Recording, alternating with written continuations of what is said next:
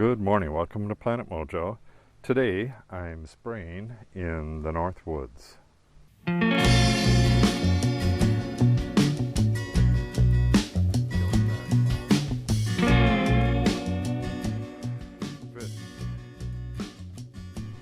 What I'm doing in here is killing back all of the vegetation. Seems drastic, but that is what has to be done.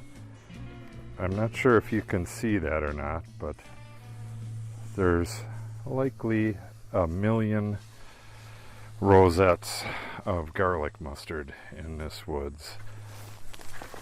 And if it's not dealt with, at some point real soon, this woods will be 100% garlic mustard. The stuff just reproduces like crazy, sends out zillions of seeds. It's shade tolerant, and it puts out a poison from its roots. It's allelopathic. So it's just got like all the advantages, and it'll get 6 feet tall in its second year. These rosettes won't get too much bigger this year. Well, they're going to die if I have anything to do with it. So what is happening here is we're using 2,4-D to kill back all of the broadleaf stuff in the woods here and leave the grasses. These grasses, not sure if you can see them all. These I planted earlier this year. They are prairie grasses. This entire area right here that's infested with the garlic mustard is being turned into prairie oak savanna. So this is the best way to do it. Just get rid of all of the broadleaf stuff, which sounds kind of drastic again, but has to happen. There's no way on earth that I can get in here and get rid of the garlic mustard by hand or by any other means except burning, I guess. I don't know if that would work either. So this is how it's done. So what I'm doing is going back and forth between planting different prairie grasses, and then when the forbs, the broadleaf stuff, pokes its head out like this, once it gets to a certain height, and it's full of invasives as well. There's invasive trees and bushes over that way too that were just sprayed. Once the forbs get about the height that they are right now, they start shading out the baby grasses. Once the grasses are about 6 inches tall or so, then it's safe to spray 2,4-D and knock back the forbs again. At some point, this will be naturalized, and whatever wants to grow here can grow here. So the forbs will come back. The ones that are for prairies, the ones that normally live in prairies, will come back. The ones that normally live in the woods will not come back. They will live in the woods down there, as they do right now. So any small trees, little baby resprouts, or any other broadleaf plant that's in here is getting knocked down, and the grasses are going to take over. What I have growing in here is little blue stem, Indian grass, side oats grama. Oh, there's 5 different things in here, I think. Side oats grama. I can't even think of all of them at the moment, but there's 5 different ones right now, and I'll be adding shortly. And what I do is when there's thin spots, I'll just go in and poke some seeds into the ground.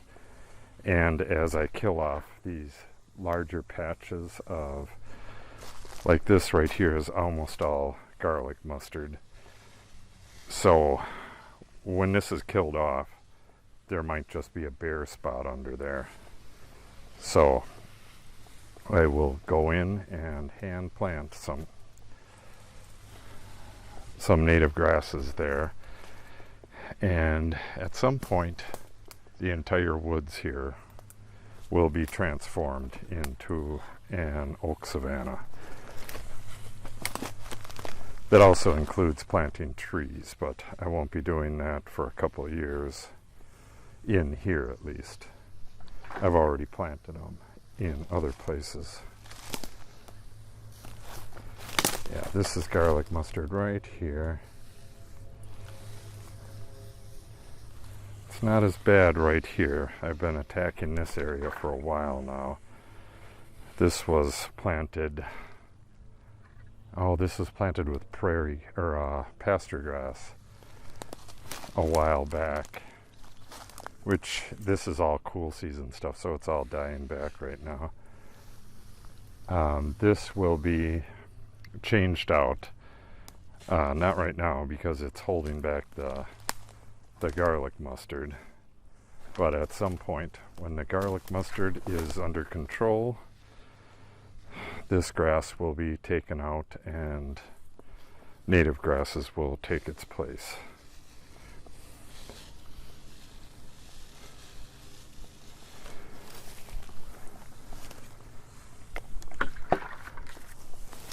I'm kind of in a rush today. I already sprayed the vineyard earlier this morning. Started at 5:30 this morning. Got the vineyard sprayed. What else did I do? Oh, I weeded and fertilized all of the top gardens and a few other things that are escaping me at the moment.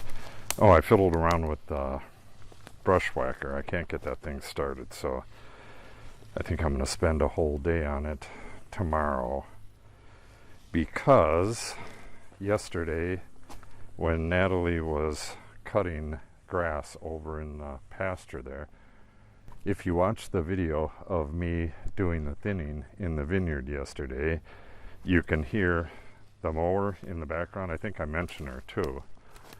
She was over in the pasture cutting, and she hit a small log which was exactly the right size to wedge between the blade and the housing, the mower housing or blade housing, whatever it's called.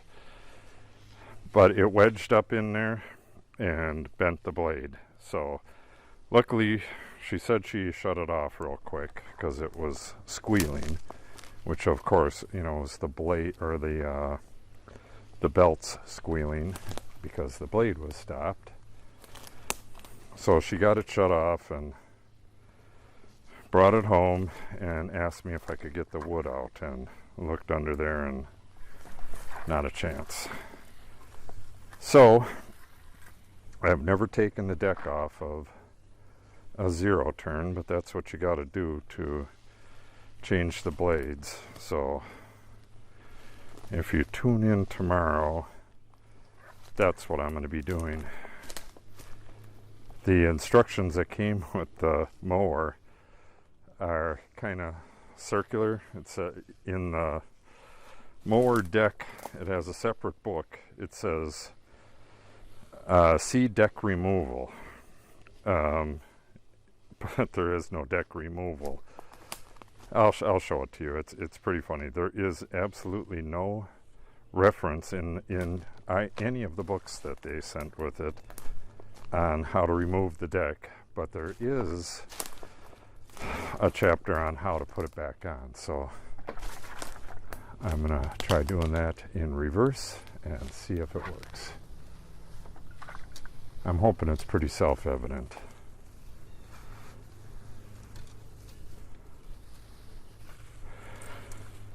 So I'm trying to get this done as fast as humanly possible because I've been sweating up a storm all morning, and I really got to get a shower in before going to Natalie's sudden death tournament for volleyball, summer volleyball.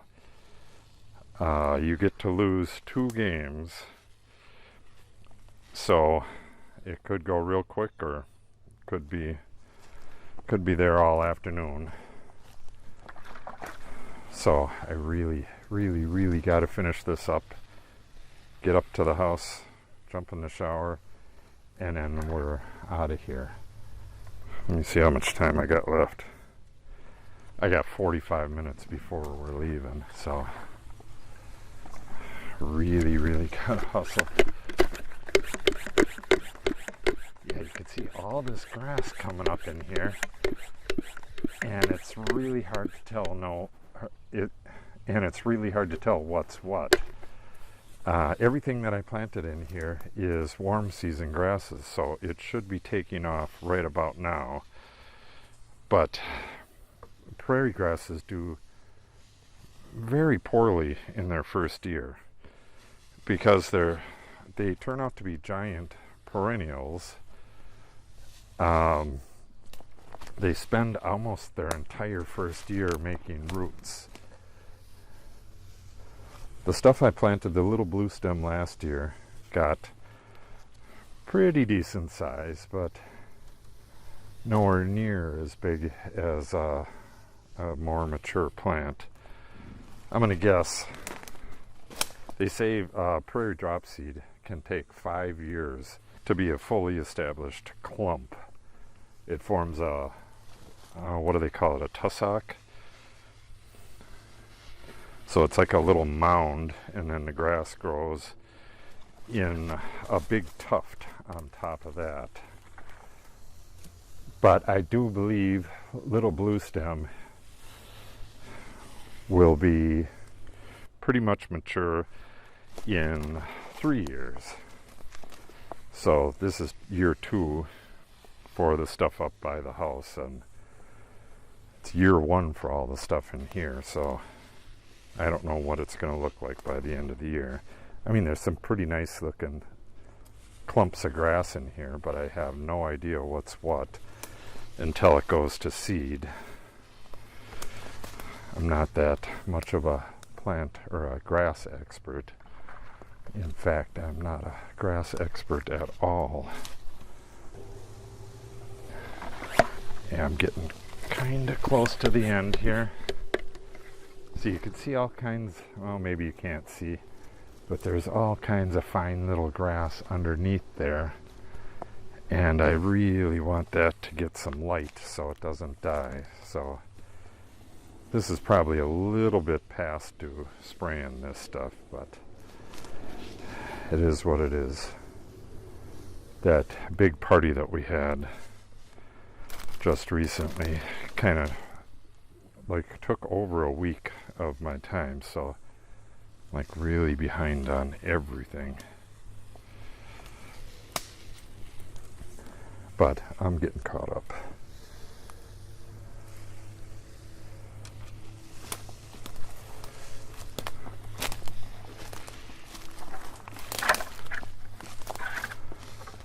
This garlic mustard is just a nightmare.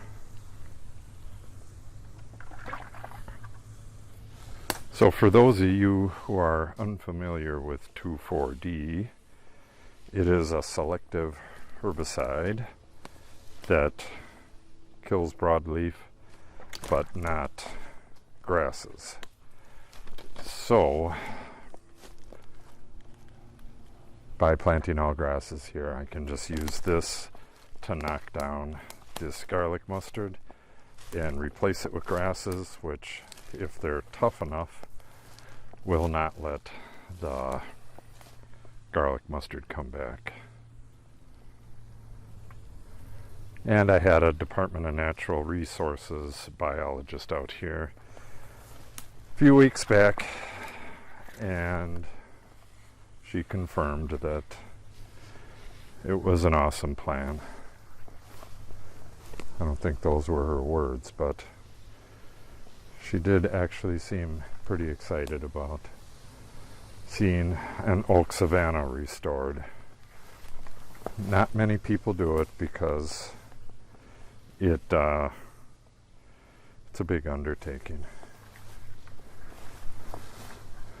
Trying to make my way back towards the gator here. This stuff was the very first stuff planted.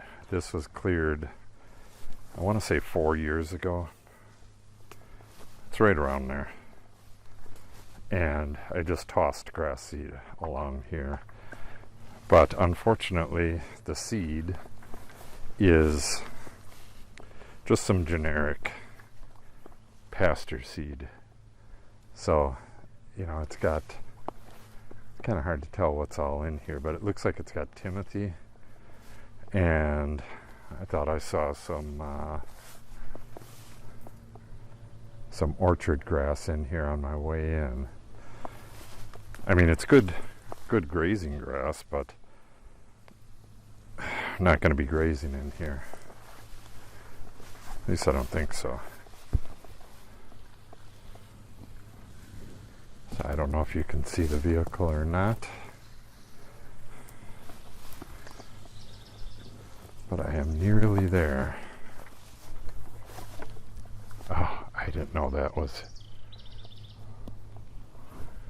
Holy moly. Am I pointing the right way? I did not know that was down. No end to the work.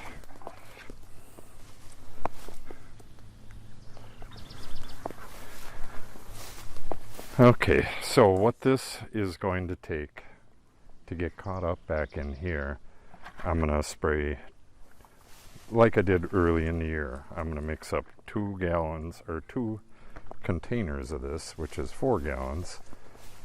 Mix up 4 gallons and come down here and spray that first thing in the morning. And I'm going to do that every day until it's done. I imagine it's going to take 4 days to get this complete. Then I don't think I'll need to do anything down here until possibly fall, when I do a decent seeding in here of the bare areas. And by that time there should be a whole lot of grass growing in there. Way more than there is now. Okay, that's going to wrap it up. If you have any comments or questions on what's going on here, make sure you put them in the comment section below. And if you want to see the progress, I'm actually going to film the rest of the sprays down here. I generally don't. I've only filmed a couple times. So if you want to see that, that will take you into the back part here and you can see what's going on there. So if you want to see all that progress, make sure you subscribe and click on the update icon so you receive notice when I post new videos. Thanks for watching and have a great day.